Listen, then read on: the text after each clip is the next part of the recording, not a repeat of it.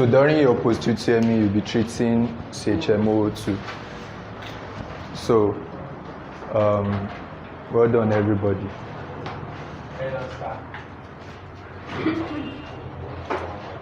So, to all of you that will be writing JAMB, I already told you that after every classes, I'll be giving you some assignments to solve. So you should get your LAMLAT, you should get your Excellence in Chemistry, and you should get your remix. The Excellence in Chemistry will enhance your knowledge on the calculations aspect. It will really help you. So then the LAMLAT. How many of you have that Excellence in Chemistry? I think it's only JP. You guys have it, Abby. Ben. So please, if you know you want to do very, very well, you can add it to your LAMLAT. So LAMLAT, Excellence in Chemistry, and remix. So all the topics have been categorized. The topic matter till the end. They have all been categorized. So we'll take them from the beginning now. If you have your syllabus, then you can follow through. If there's any aspect your syllabus asks you to do and we're not done. So there's nothing much. Please, I hope it's not COVID. So there is nothing much in the topic. Is that taken? In virtually all the topics. It's just that those topics might be very, very wide. Your chemistry is very, very wide. So we have 3 major aspects of your chemistry that you'll be dealing with. So you have the physical chemistry. That's one aspect of your chemistry that at least we're going to spend enough time on. Then you also have your inorganic chemistry. And the last part you'll be dealing with will be your organic chemistry. So those are the 3 aspects we'll deal with. The physical chemistry, your inorganic and organic. And if you want to have like 90 something in your chemistry, you really have to get used to all this stuff, all these aspects of your chemistry. Sincerely, it is not easy. 6 months is not something that is probably enough. That's the sincere part. To cover everything in chemistry and cover with great intensity. It is not that easy. But you should all prepare your mind so that you will see the way we'll be taking the classes won't be much of a story. It will just be much of summary, so that by November at least we can end the syllabus. And by God's grace, maybe when Bro Tom comes, it will help us to print Primar's textbooks. Because I know Primar's textbooks will help you to quickly learn those things, sincerely. The physical, the inorganic, and the organic. And we already have the solutions to every part of the organic. So it will help you. Then for your physics, we'll talk about that later. Now, I don't need to tell you what chemistry is again. What is chemistry? If they ask you that what is chemistry, I know in your secondary school, that will be the first thing they would have taught you. What is chemistry? Are you scared? What is chemistry? The study of matter, that is chemistry. Basically the study of matter. How matter now behaves, how matter functions is what you deal with in physics. The mechanical properties of matter is what you majorly focus on in physics. So the science of matter, everything that makes up matter and some kind of reactivities of matter is what chemistry focuses on, and the usefulness of matter. So when you're looking at chemistry, I'm not going to be defining that what is chemistry. Where can chemists work? If you probably study chemistry, where can you work? As sodium in the class. I didn't study chemistry. Anywhere. So as a chemist, you don't have to work anywhere. But you can actually be useful everywhere. You can be useful everywhere. I told you yesterday that a sign of useless course is when they say you can work anywhere. Fine, but that is by the way. But I already told you about your dream, that you should just make sure that you focus on that dream. Don't let it be like, do this, do that, do this, do that. Focus on your dream. So that's just by the way. But as a chemist, you can work in an industry. Even in hospital settings, your experience is needed. Radiography, carbon dating, determining the age of fossils, all those things. Your experience is needed. Industrially, environmental chemistry. Are you happy with pollution? When you go out there, we've been shouting global warming here and there. Even the cycling, the nutrient cycling, all these things. So everything works together. So in the making of drugs, you also need a chemist. In textile industries, we have talked about what's it called? All these aspects where you make the polymers, Abi. So we're talking about the perspex polymer. We're talking about the polyvinyl chloride. How you get to produce all these polymers.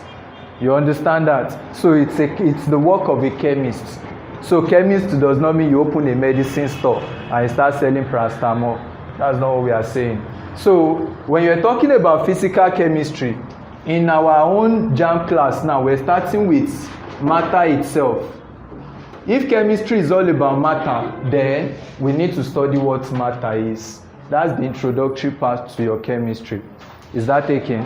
So we need to know what matter is. We need to know a lot of things about matter. How does matter exist? In your secondary school, your teachers would have been telling you, you are matter, you are matter, you are matter. Have you ever asked yourself that is it Joan Mata that plays for Manchester United? No. So you are matter. Then after matter, we look at the atomic structures. Even matter itself is made up of different things. Matter, what you call matter, is made up of atom. The smallest part of matter, that is your atom. Now when you now look at atom itself, then what makes you up, you have to know about it. So that is when we talked about atomic structure. Then after atomic structure, even this atom itself, there are a lot of them. When we have known the structure of one atom, I know the structure of sodium. Do I know the structure of aluminium? What is the relationship between sodium and aluminium? Then we look at periodicity. Periodicity. I won't lost my touch of spelling. So when you look at all those atoms and you are trying to relate their relationships, what makes up matter? Atom. Then this atom, is the only one? There are several atoms, over 100 atoms. Then what are the relationship between these atoms? How does one vary with the other? Then we look at that on periodicity. Then when you look at periodicity again, then I just decide that, but on periodicity, I told you that some atoms are metals, some are non-metals. Then the next question is, why is it that water is H2O? Why can't water remain as hydrogen? Why can't it remain as oxygen? Why is it H2O? Then you look at it that, okay, hydrogen is not stable, oxygen is not stable, then they come together to form what? Water. Then how did they come together is the next question. Then you go to chemical bonding. So the next topic you'll be treating here will be chemical bonding. I hope you're following. So you can see that they didn't just arrange the topics. That's why when you miss a topic now, it affects every other thing you do. Most times it affects every other thing. When you miss a topic, it makes it kind of difficult for you to learn.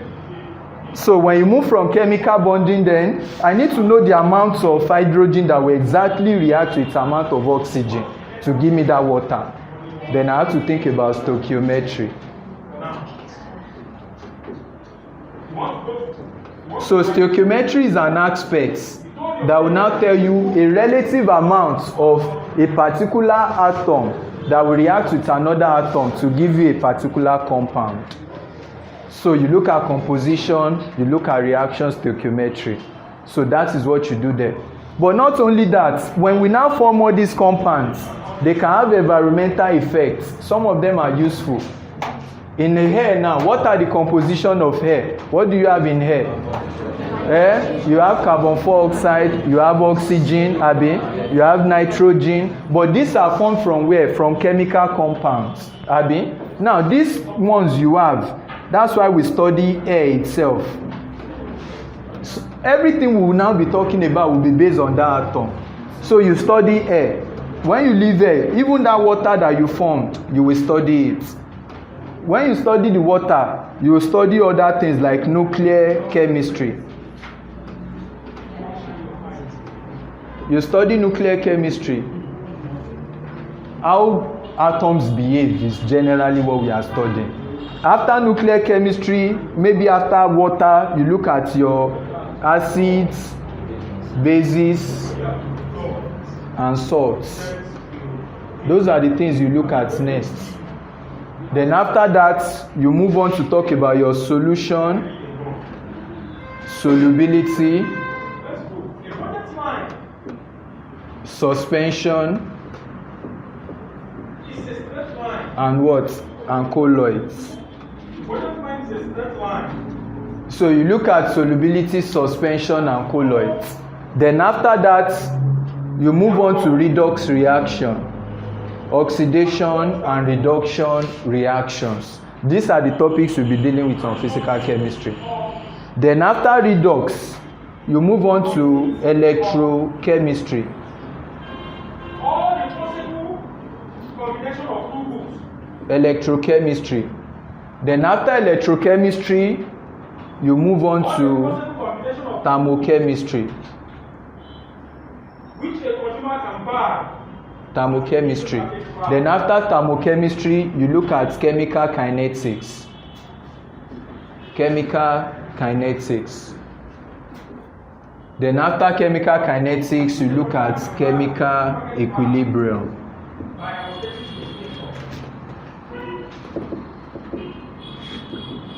Is that taken? So you look at chemical equilibrium. Now, if you are good to go in all these topics and not just knowing the topics, knowing it deeply. That's why sometimes our class might start with maybe basics of knowing. Some of you will just know some basics. But as you go on, you get to grow and you get to understand them deeply.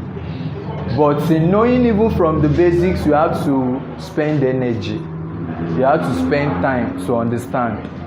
So your brain must always be active to work. So then after these topics, you move on to inorganic.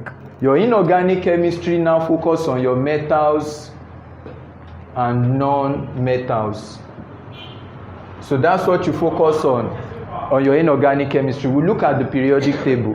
On your periodic table, you have group 1, group 2, group 3, up to group 8. So we'll now start studying each group one after the other. So then after we study this group, you keep solving all the questions. So we study the group 1, those are the alkali metals. Group 2, alkaline earth metals, up to the noble gases. So those are the things. And this aspect itself can take you months to understand it deeply. Can take you months. Even if you are studying chemistry and you want to specialize, sometimes you might have to specialize on just one aspect of this. So, but now you have to combine chemistry, biology, physics, and English. So you must be ready, totally ready to understand everything, and you open your mind. So then here we will talk about inorganic chemistry. So you look, your organics. So you look at the introduction to organic chemistry. After the introduction to organic chemistry, you start talking about alkanes, the different families. Alkanes, alkenes, alkynes, hydrocarbons, petroleum, and so on. Hydrocarbons, your, what is it called? Your alkanols or alloalkanes, and so on. So one good thing is that we'll do that till we get to the carbohydrates. One good thing about this is that I wish you can print those textbooks out for you to have, so it will help you. We already have a textbook that covers this aspect with all the questions on it, a textbook that covers this aspect, and a textbook that covers this aspect, so that it will really help you. It will help you. So let's see, when we print the books, then you have them and you start solving those questions. So that after every topic, you just pick them and you solve all the questions just to quickly improve. But aside that, I gave you some textbooks that you are going to use. So you get your Lamlad, Abby. So how many of you have gotten your Lamlad chemistry? So every one of you should. It is a must. Every one of you should. Then you get your excellence in chemistry. Is that taken? I need your chemistry to quickly improve before time. Then you get your remix. So every one of you should get these books. Is that taken? Those of you that want to write JAMB, so you should get it. So now those are the books we are going to use. Now we're going to start from the beginning. So let's start with matter and let's see how matter goes. So CHMO 1 just simply means that introductory chemistry. So that's introductory chemistry. That's the course title. So we'll be dealing with CHM. And I want to believe whatever exam you face, where's our duster? Raise it up. Okay. So whatever exam you face after this, as long as you pay attention in classes, you follow those questions I ask you to solve, you keep practicing with time. But please, you people have to quickly develop. There's no time. You have to quickly develop. Don't let it be after JAMB that you will not be discovering the things you don't know. So quickly develop. So for your 24 hours, you have to keep reading. So that when you improve, all these topics I listed here, fine, they are very simple. But at first, they might be looking like, these things are complicated. Because some of them will take us time. Some of them, for you to understand, might take us time. But just open your mind to reading and reading and reading over and over again. Is that taking? Yes. I thought you are sleeping already. So now, let's talk about physical chemistry first. So we start with physical chemistry. So in case you don't have your syllabus, now that you have this, those are the things your syllabus will talk about.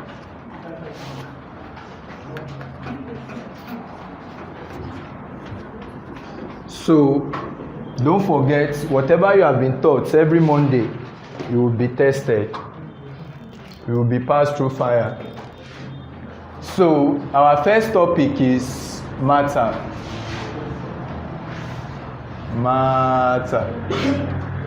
So in this topic, we introduce ourselves to what matter is. Introduction to matter. Then next thing is the states of matter. Then these states of matter they can also change. You can change from one state to another. So the state of matter will look at the changes they undergo, which we call change of states. Then we'll look at the properties of matter. What are those properties that matter possess? Then after that, we'll look at the changes, like the physical and chemical changes of matter. Physical and chemical changes of matter. Then we'll basically look at mixtures properly. So we'll look at mixtures, what mixtures are, and why mixture is different from a compound and from an element. So then after talking about mixtures, we'll look at how do you separate mixtures. Separating techniques. So we'll look at separating techniques. Then after that, we'll look at purity of substances. Purity of substances and the criteria for purity. What are the criteria you look at when you want to determine purity? So these are the things we are going to talk about basically on matter. So, and since you are all fresh brains, I want to believe you have ideas of all these things while you were in secondary school, one way or the other. So, how is your body now? Find that. You are fine. God is your strength. So, looking at matter, what is matter, everybody?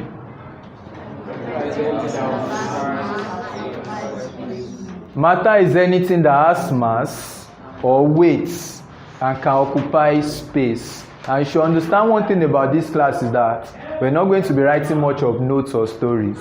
So sometimes you quickly jot when we talk. So matter is anything that has what? Mass and can occupy space. Both the seen and the unseen are classified as matter. Both the seen and the unseen, the things you see and even some things you don't see, they are also matter. I don't know how many of you have seen oxygen before. Maybe you are just walking on the road and you saw oxygen that you are breathing in. Then you look at oxygen, come here, let me feel you. So you don't see oxygen, do you? But oxygen is also what? Matter. But I see you virtually all the time. Abi, this is Koforola Adewale Favor. So this is favor. Favor is matter. Abi, favor has a particular shape of head. Favor is a solid. But there is one thing that flows in favor. It is the blood. Abi, favor does not have blood. So blood is also matter. Everything you have, it's matter. The things you see, even this wood that you are seeing like this, they are all what? Matter. I don't know if you remember that most of the woods you use, they come from living things before they became non-living. So now when you're talking about matter, anything in the universe, this wood can occupy, it has mass, it has weight. What do you call mass? How do you define mass? Let's define mass. Mass is defined as the quantity of matter. Mass is defined as the quantity of matter a body contains. Mass is defined as the quantity of matter a body contains. Then for basic knowledge, anytime you hear something like space or volume in chemistry, volume, we are talking about the space. This is a volume of space. This and this, which one has more volume? The second one, it has more space.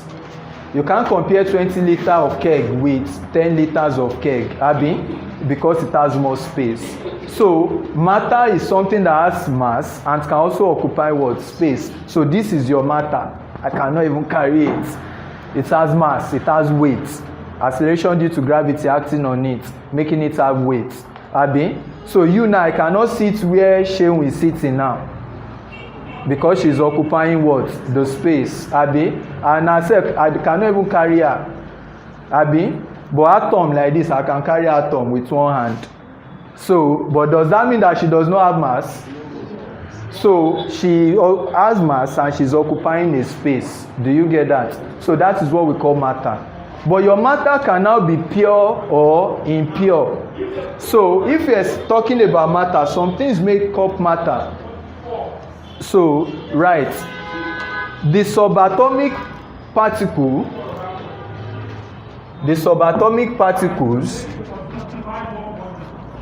make up matter. The subatomic particles make up atoms, so that you don't get it wrong. The subatomic particles make up atom. Why the atom itself or themselves or theirselves, why the atom itself come together to form molecules?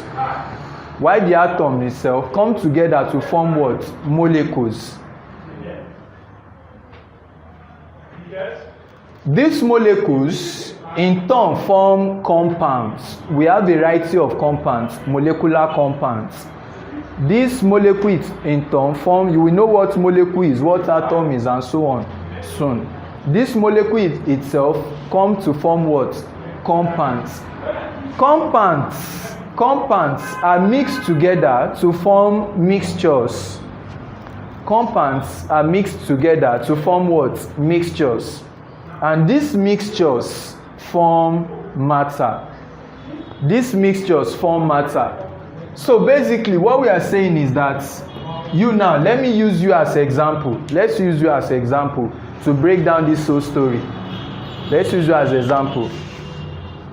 The way you are now, if I want to take it to the complexity of it, many of you, what forms you is basically protein. You have a lot of things in your body, a lot. What forms you? But if you look at many of you have taken sugar, some of you have even taken salt. Abi? Then you yourself, what forms you from your DNA to RNA to protein? That is what forms you. But that protein we are talking about is made up of a repeating unit of what we call an amino acid. This is your amino acid, the basic structure of amino acid.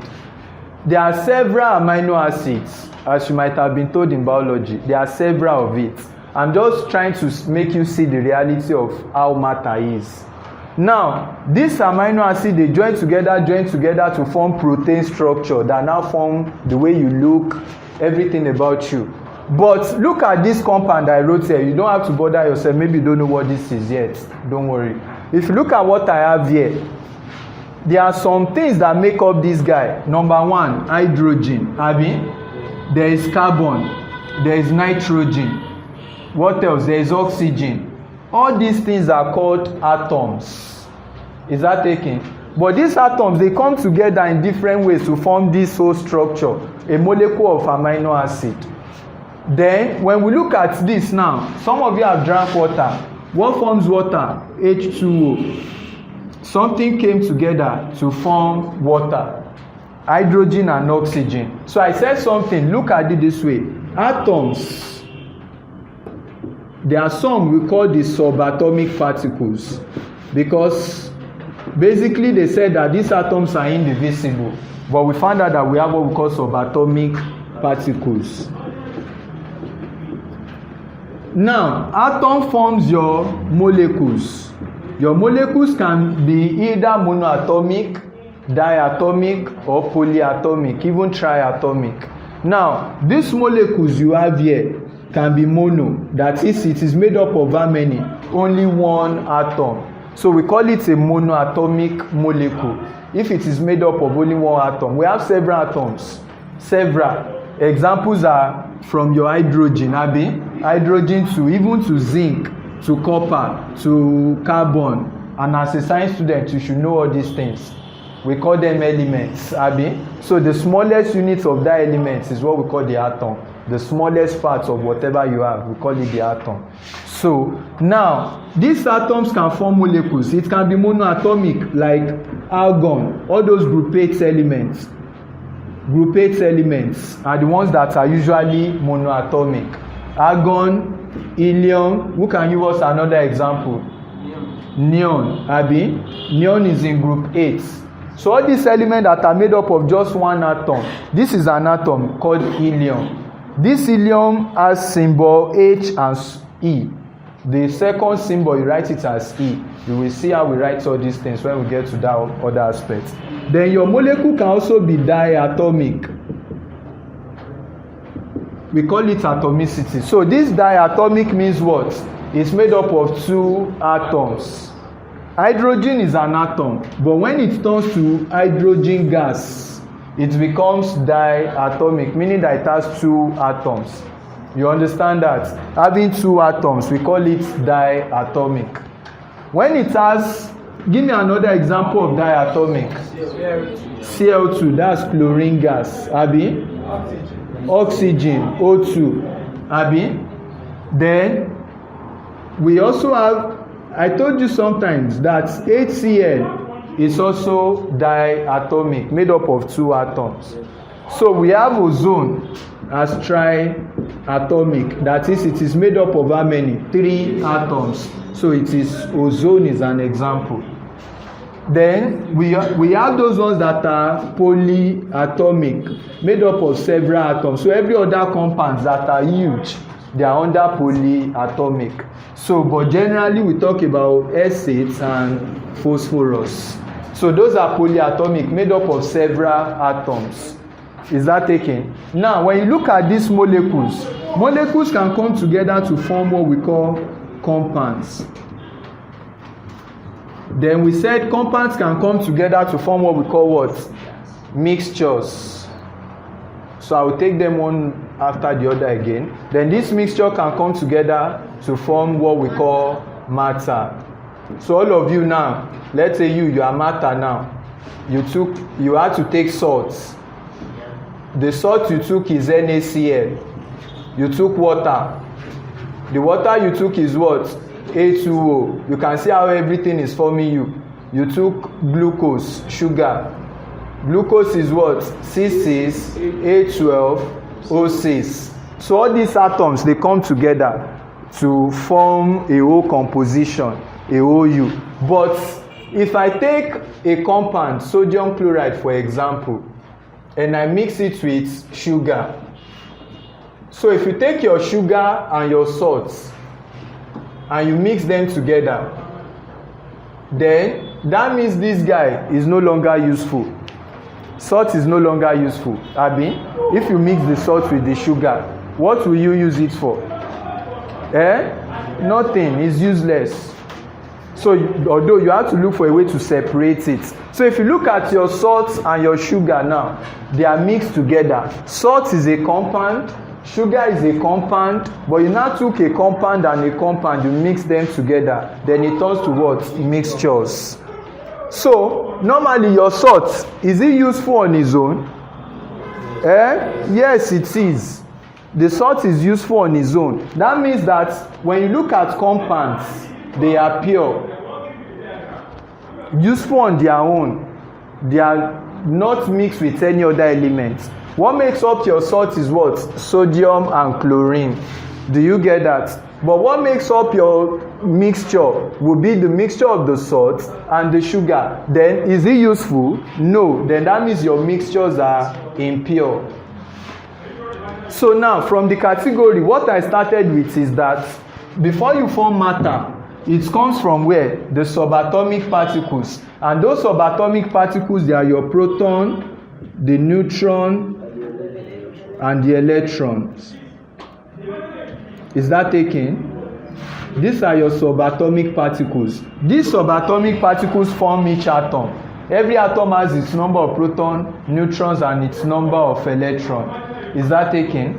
That's what you have. So these atoms now come together to form molecule. So one atom can come with another. You will know about all the atoms later in case you don't know about them. When we get to atomic structure, when we study the atom itself. So for now, what you have is the subatomic particles form the atoms form the molecules form the compound form the mixtures, and the mixtures form matter. So you are not pure. Abi, you are only